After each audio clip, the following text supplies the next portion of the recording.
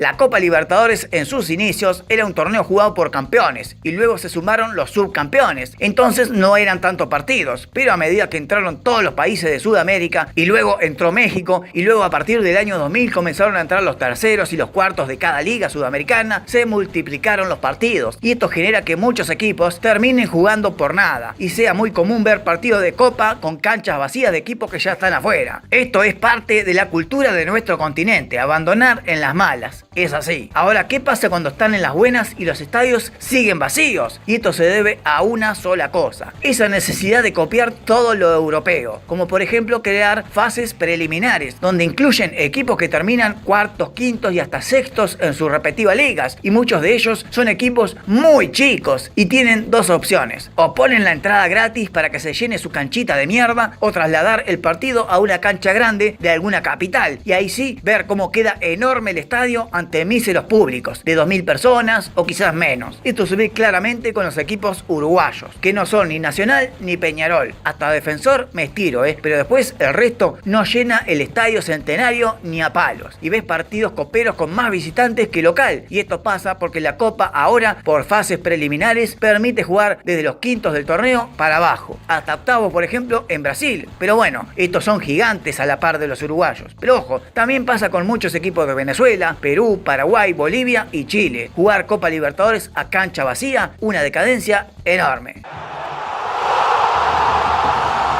Y esto va enganchado con el punto anterior. Justamente las canchas están vacías o con públicos de menos de 5000 personas o 2000 porque hay muchísimos clubes injunables en la Copa. Todo por culpa de establecer esa nueva medida de incluir más equipos, como si eso hiciera más competible el torneo. Y terminan incluyendo equipos que terminan quintos, sextos, séptimos en la tabla de cada liga sudamericana, que ni los conocés. Los hacen jugar fases preeliminatorias antes de ingresar a los grupos. Y en estas fases, cada tanto hay un batacazo que un equipo desconocido termina dejando afuera a un equipo candidato o grande de Sudamérica por jugar mal un partido, y se deja de lado al equipo que llena el estadio por un equipo que lleva 500 personas. Esto es democrático, lo sé, tienen chances todos, pero no es cuidar el producto Copa Libertadores. Preferir un equipo que vos sabés que ni va a clasificar a octavos de final, incluso no va a ganar ni siquiera un partido en fase de grupos, por un equipo que es grande, llena cancha y quizás tiene buenos players, es decadente. Si la Copa se jugara con los campeones, subcampeones y algunos terceros de cada liga, jugarían los más fuertes, los mejores y los más candidatos, y no saldrían campeón tantas veces los brasileños, ¿no? Casos como el de Argentinos Juniors se dan cada 1000 años.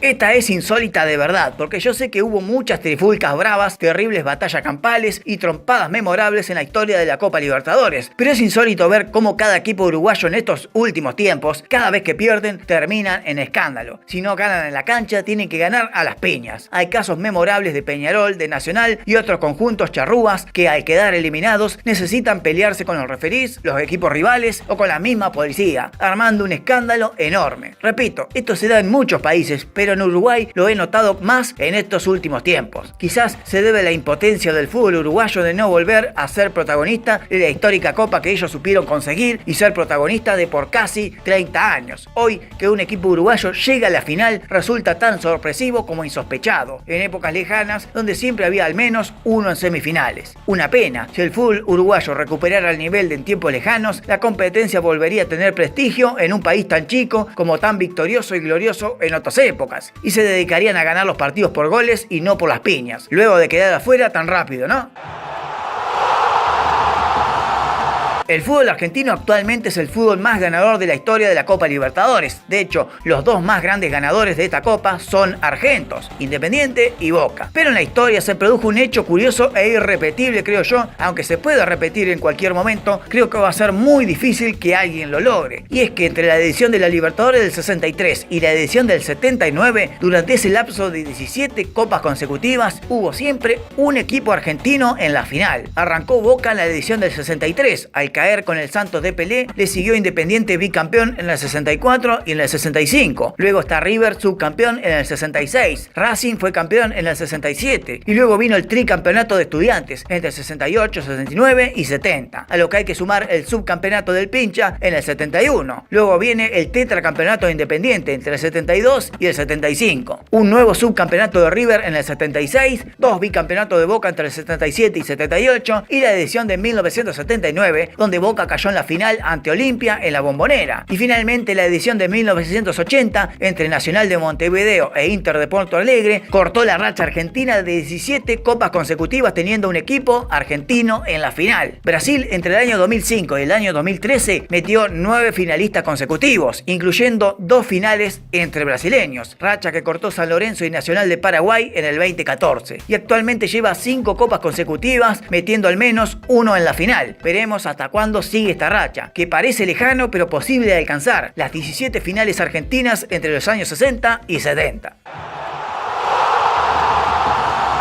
Esta es una estadística como la del punto anterior cuando te pones a ver los datos de la Copa a lo largo de la historia. Y es que en cada década siempre hubo un bicampeón, al menos. Solo en la década del 80 encontramos lo parejo o quizás lo decadente de que un equipo no dure más de 2 años de hegemonía en el continente. En los años 60, las demás bicampeonatos. Tenemos el bicampeonato de Peñarol 60-61, el Santos de Pelé 62 y 63, Independiente campeón en 64 y 65 y el Estudiante de Subeldía tricampeón entre el 68 y el 70. En la década del 70 tenemos 2 bicampeones, el tetracampeonato del Rojo entre el 72 y el 75 y el bicampeonato de Boca entre el 77 y el 78. Los años 80 fueron los más pedorros en cuanto a bicampeonatos que no hubo. Peñarol en 1983 cayó en la final con Gremio y estuvo a punto de lograrlo, luego de haber sido campeón el año anterior. Y bueno, ni hablemos del América de Cali que fue subcampeón. En los años 90 volvieron los bicampeonatos con el San Pablo, campeón en el 92 y en el 93, casi tricampeón en el 94.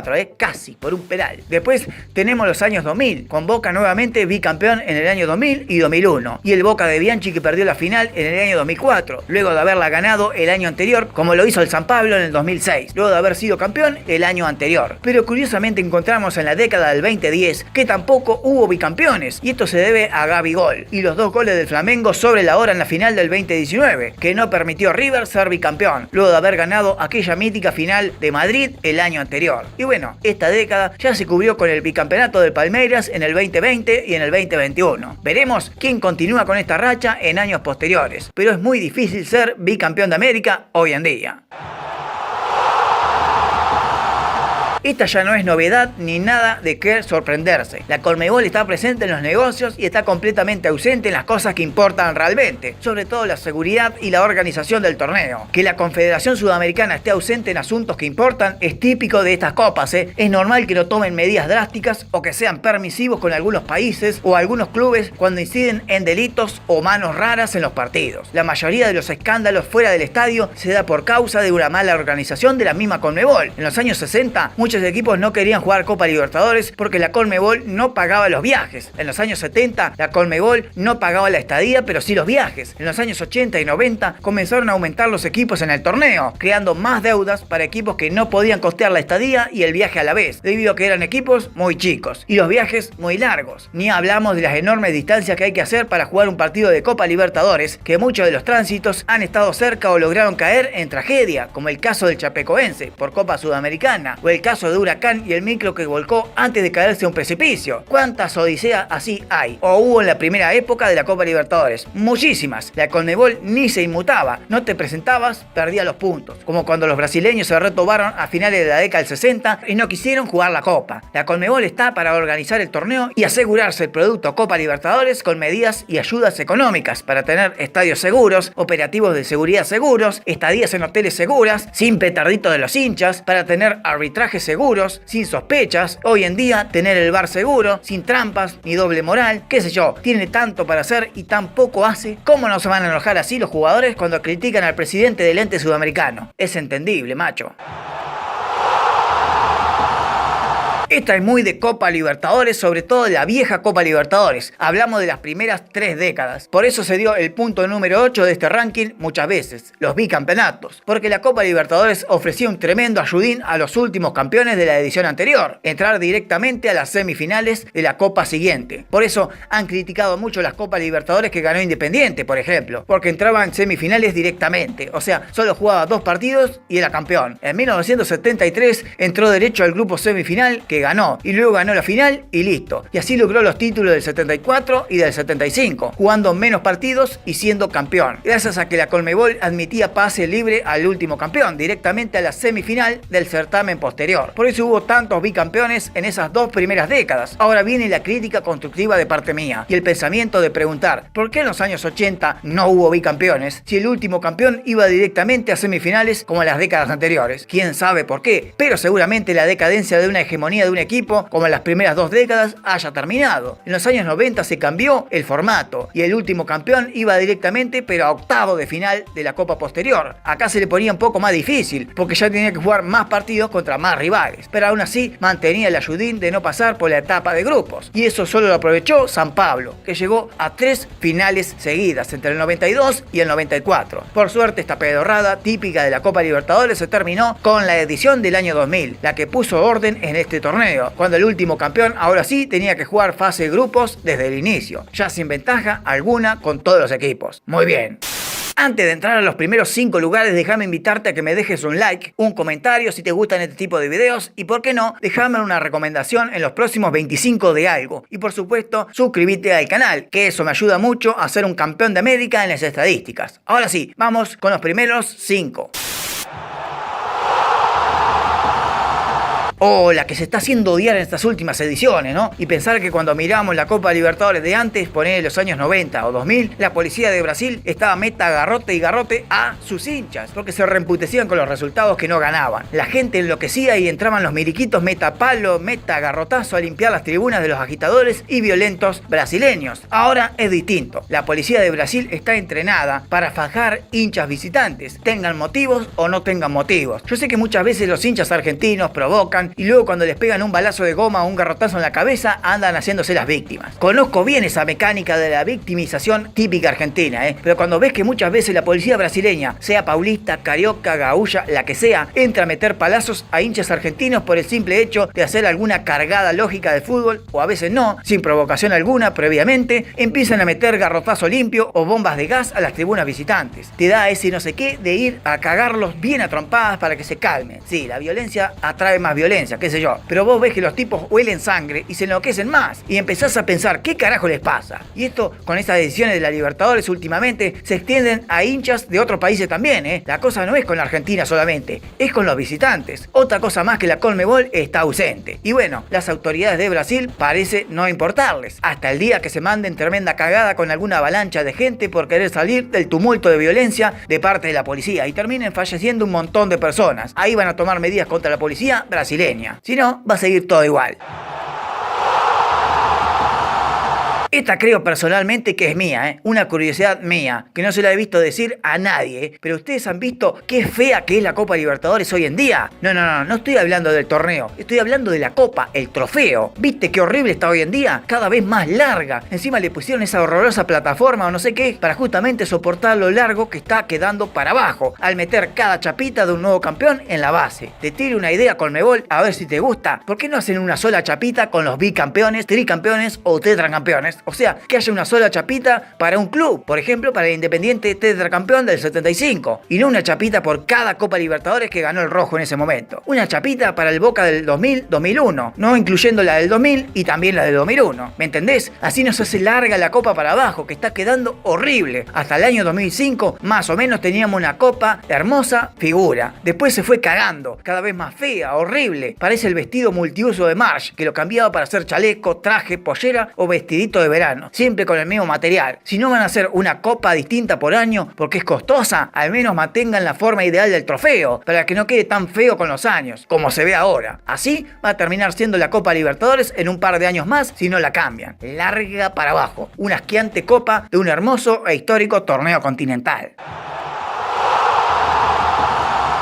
Esta es una de las típicas cosas de la Copa Libertadores que se fue perdiendo con el tiempo y los nuevos formatos del torneo, los superclásicos. Era común ver en la Copa hasta los años 90 que haya cruces clásicos en el torneo, porque los grupos estaban divididos para ahorrar viajes en 2 equipos del mismo país contra 2 equipos de otro país. Así podías ver un cruce entre Nacional y Peñarol en varias ediciones. Podías ver un Colo-Colo contra la U también en los cruces del grupo, Boca o River, Cerro Porteño o Olimpia y todos los clásicos sudamericanos en cada copa, porque compartían compartían grupo, o quizás se cruzaban en grupos de semifinales en la segunda fase. Pero a partir de la Copa del 2000, cuando aumentaron los equipos, los grupos, y ahora cada equipo no compartía grupo con los clubes del mismo país, sino distintos, los clásicos fueron mermando de a poco hasta casi desaparecer de la Libertadores. Hubo un par de Corinthians Palmeiras, pero nada más. Hubo un par de Flamengo Fluminense y hasta ahí nomás. Inter y Gremio se cruzaron poco y nada. Ni hablemos de los cruces uruguayos, chilenos, peruanos, paraguayos y menos colombianos o ecuatorianos. Solo el Boca River se cruzó más veces en las ediciones que todos los clásicos de los demás. El último clásico que se reedicionó más veces hasta que se cambió el formato de los grupos. Una pena. No estaba mal ver un clásico uruguayo en Copa Libertadores, un clásico peruano, uno boliviano, un paraguayo o colombiano. ¿Alguna vez veremos un clásico rosarino en Copa Libertadores? ¿Un clásico de La Plata en Libertadores? ¿Uno santafesino o tucumano? ¿O sin ir más lejos, un clásico de Avellaneda alguna vez? ¿Qué sé yo?